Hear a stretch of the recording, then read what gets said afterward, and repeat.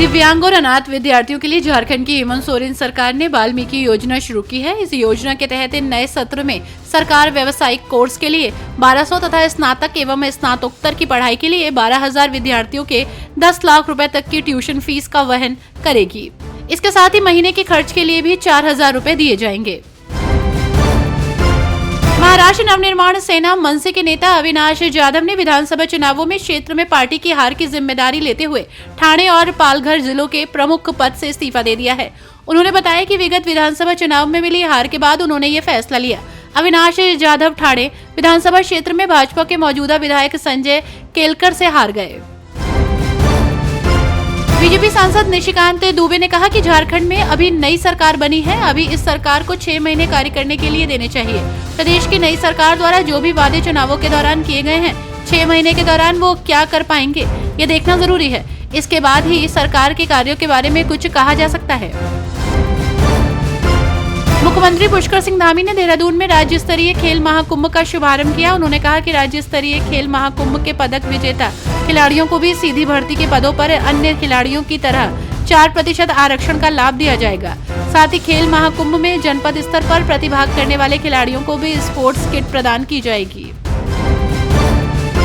संसद की कार्यवाही समय से पहले स्थगित करने को लेकर मल्लिकार्जुन खड़गे ने विपक्ष पर सदन को बाधित करने का आरोप लगाने के लिए सरकार की आलोचना की। उन्होंने तर्क दिया कि कई निर्वाचित प्रतिनिधि चर्चा में शामिल होना चाहते हैं, लेकिन विपक्ष पर गड़बड़ी का आरोप लगाते हुए सदन को समय से पहले स्थगित कर दिया जाता है।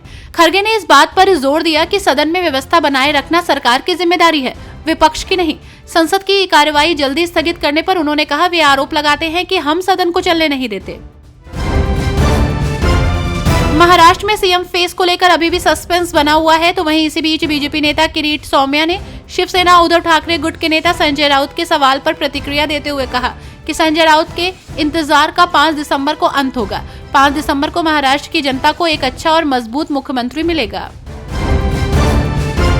आप विधायक नरेश बालियान की गिरफ्तारी के बाद डीसीपी संजय कुमार सैन ने दावा करते हुए कहा कि कपिल सांगवान उर्फ नंदू और आप विधायक नरेश बालियान के बीच बातचीत की एक ऑडियो रिकॉर्डिंग सार्वजनिक डोमेन में उपलब्ध है और जांच में नंदू की आवाज है। पुष्टि हो रही है और नरेश बालियान के नंदू से रिश्ते की पुष्टि हो रही है। वक्फ संशोधन विधेयक की जांच कर रही संसदीय समिति ने राज्य सरकारों से अनधिकृत कब्जे वाली वक्फ संपत्तियों का ब्यौरा मांगा है। सच्चर समिति की रिपोर्ट में कई राज्यों में वक्फ संपत्तियों पर कब्जे का उल्लेख किया गया था। समिति ने राज्यों से वक्फ अधिनियम की धारा 40 के तहत वक्फ बोर्डों द्वारा दावा की गई संपत्तियों का भी विवरण मांगा है। आपको बता दें कि संसदीय समिति का कार्यकाल अब बजट सत्र के अंतिम दिन तक बढ़ा दिया गया है। प्रधानमंत्री मोदी 9 दिसंबर को हरियाणा के पानीपत से बीमा सखी योजना की शुरुआत करेंगे। इस योजना का उद्देश्य ग्रामीण क्षेत्रों में रहने वाली महिलाओं को स्वरोजगार देकर आत्मनिर्भर बनाना है। महिलाओं को बीमा से संबंधित प्रशिक्षण दिया जाएगा और उन्हें बीमा सखी के रूप में नियुक्त किया जाएगा। बीमा जागरूकता बढ़ाने और महिलाओं को आत्मनिर्भर बनाने के उद्देश्य से चलाई जा रही है। आरजीकर मेडिकल कॉलेज और अस्पताल में वित्तीय भ्रष्टाचार के मामले में सीबीआई की ओर से कोर्ट में चार्जशीट दाखिल की गई। जो चार्जशीट केंद्रीय जांच एजेंसी ने दाखिल की है, उस पर सरकार की अनुमति मिलने के बाद ही अदालत संज्ञान लेगी।